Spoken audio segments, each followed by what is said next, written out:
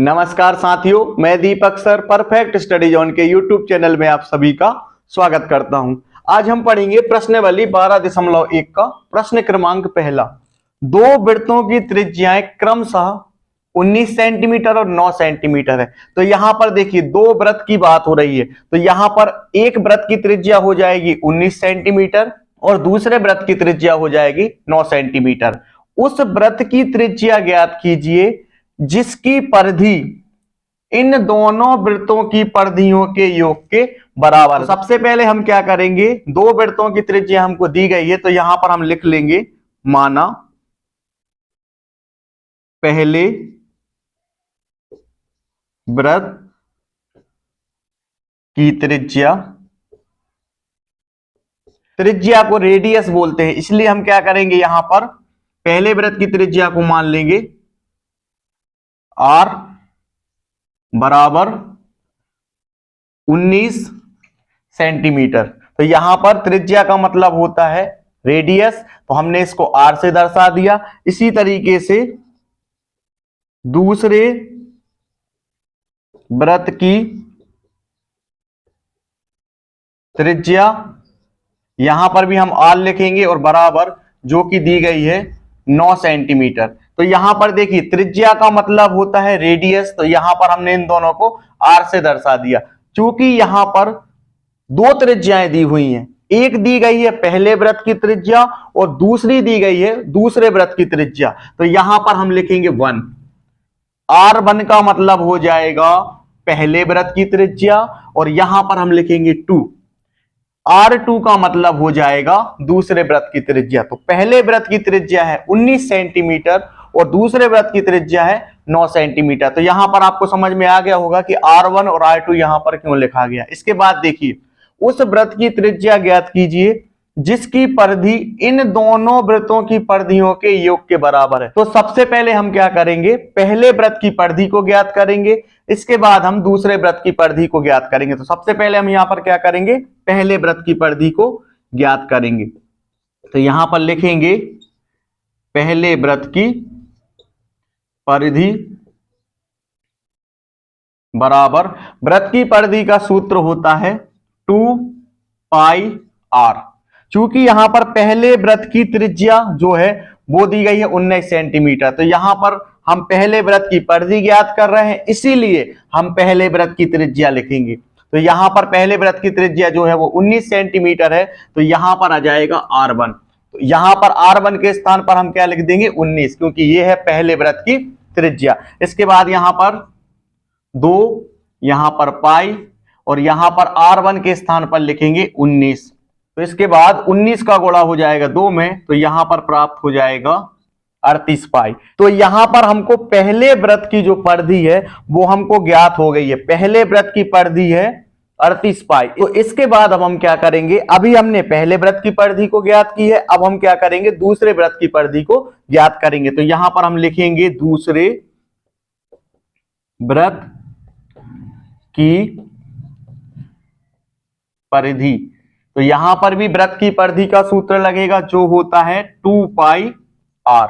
तो यहां पर चूंकि दूसरे वृत्त की परिधि है, तो यहां पर हम क्या करेंगे, दूसरे वृत्त की त्रिज्या का मान रखेंगे। ये है R1 और ये है R2। यानी जब हम दूसरे वृत्त की परिधि को ज्ञात कर रहे हैं तो दूसरे वृत्त की त्रिज्या को लिखेंगे। दूसरे वृत्त की त्रिज्या है 9, तो यहां पर आ जाएगा R2 और यहां पर R2 के स्थान पर हम क्या लिख देंगे 9, क्योंकि दूसरे वृत्त की जो त्रिज्या है वो है 9 सेंटीमीटर। इसके बाद हम इसको आगे हल करते हैं, 2 पाई और R2 के स्थान पर आ जाएगा 9 बराबर 9 का गुणा होगा 2 में, तो ये हो जाएगा 18 और यहां पर आ जाएगा पाई। पहले वृत्त की परिधि 38 पाई और दूसरे वृत्त की परिधि जो है वो है 18 पाई। तो यहां तक हमने इसको हल कर लिया। अब हम यहां पर प्रश्न में समझते हैं कि हमको आगे क्या ज्ञात करना है। उस वृत्त की त्रिज्या ज्ञात कीजिए जिसकी परिधि इन दोनों वृत्तों की परिधियों के योग के बराबर है। तो यहां पर अब हम क्या करेंगे,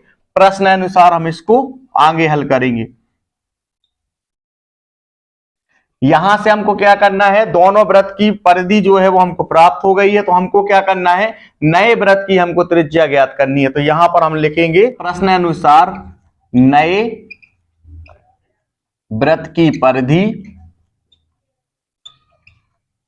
बराबर, यहां पर प्रश्नानुसार देखिए, उस वृत्त की त्रिज्या ज्ञात कीजिए जिसकी परिधि इन दोनों वृत्तों की परिधियों के, तो यानी नए वृत्त की जो परिधि है वो इन दोनों वृत्तों की परिधि के योग के बराबर है। तो सबसे पहले देखिए, इसलिए यहां पर लिखा है नए वृत्त की परिधि किसके बराबर है, यानी पहले वृत्त की परिधि प्लस दूसरे वृत्त की परिधि, क्योंकि इन दोनों वृत्तों की परिधियों के योग के बराबर है। यानी इन दोनों वृत्तों की परिधि को हम आपस में क्या कर देंगे, जोड़ देंगे, और वो नए वृत्त की परिधि के बराबर होगी, इसलिए यहां पर बराबर का निशान आ गया। यहां पर हम क्या लिखेंगे, पहले वृत्त की परिधि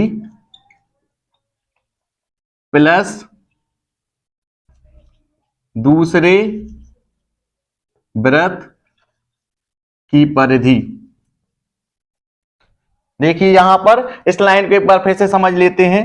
उस वृत्त की त्रिज्या ज्ञात कीजिए जिसकी परिधि इन दोनों वृत्तों की परिधि के योग के बराबर है। ये हो जाएगा पहला वृत्त और ये हो जाएगा दूसरा वृत्त, इसीलिए पहले वृत्त की परिधि प्लस, क्योंकि योग का मतलब होता है प्लस, इसीलिए यहां पर प्लस का निशान आ गया, दूसरे वृत्त की परिधि, और जो नए वृत्त की परिधि होगी ना वो इन दोनों वृत्तों की परिधि के योग के बराबर होगी, इसलिए यहां पर बराबर का निशान है और यहां प्लस का निशान है। तो इसके बाद नए वृत्त की परिधि, तो यहां पर हम लिखेंगे वृत्त की परिधि का फॉर्मूला, तो यहां पर आ जाएगा 2 पाई r बराबर पहले वृत्त की परिधि।